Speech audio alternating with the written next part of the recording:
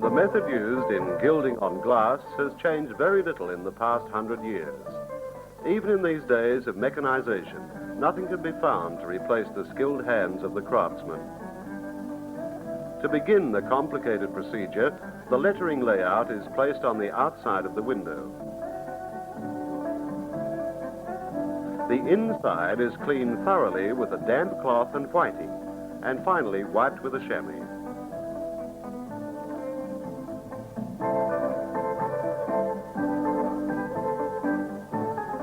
Preparation of the black paint for outlining the lettering is the next step.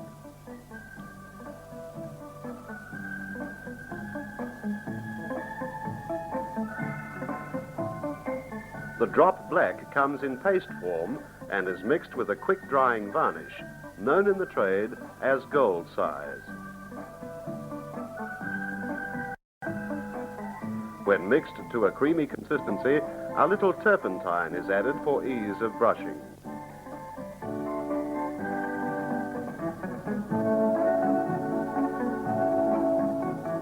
Outlining is possibly the most tedious part of the whole job. It is also the most important, for the final shape of the letter depends entirely on the outline.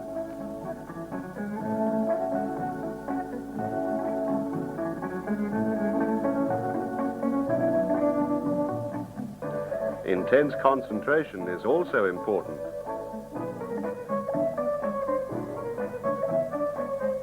A sharp razor blade is fitted into a convenient holder and is used to trim and make neat the corners of the lettering.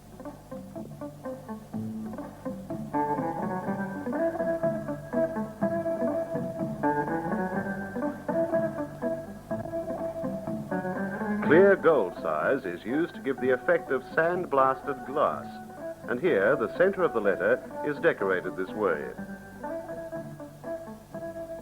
When the gold size is dry enough to touch, dry whiting is rubbed into it, and this produces an effect similar to etched or sand-blasted glass and is called mock embossing.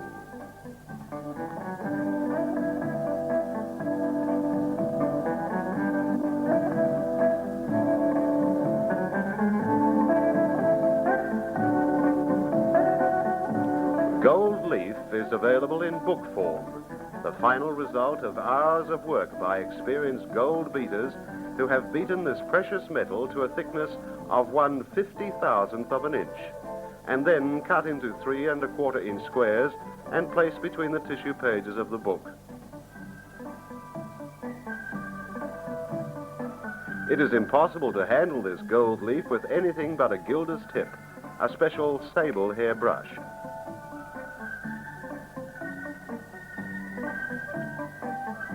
To hold the gold onto the glass, a special size must be made. This is simply a very small portion of gelatin added to boiling water and stirred until thoroughly dissolved.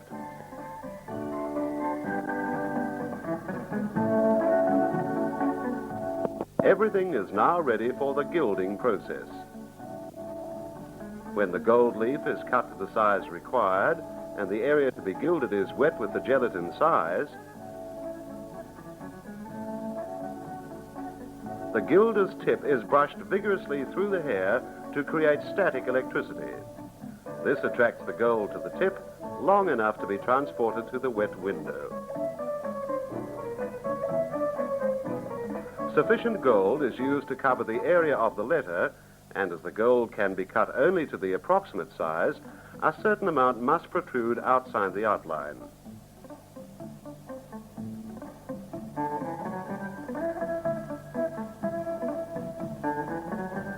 When the size is dry, the gold is then polished with cotton wool.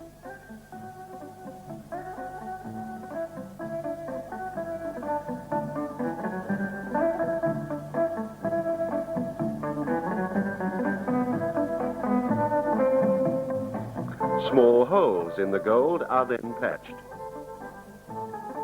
To hold the gold permanently to the glass, black is painted over the back of the gold where required. While the backing up black is drying, this is an ideal opportunity to add color to the accompanying motif. When the backing is dry, cotton wool is then moistened with water and the surplus gold is easily removed as the moisture dissolves the thin foil of gelatin.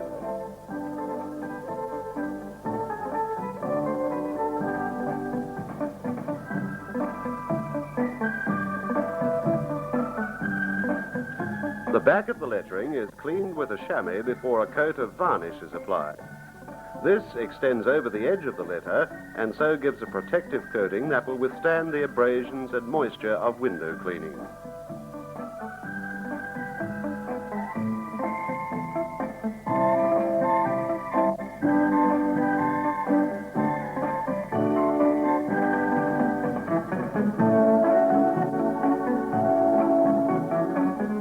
A final touch of color is added to the motif, so completing yet another fine example of an art which has taken the craftsman many years of training and practice to perfect, the art of gilding.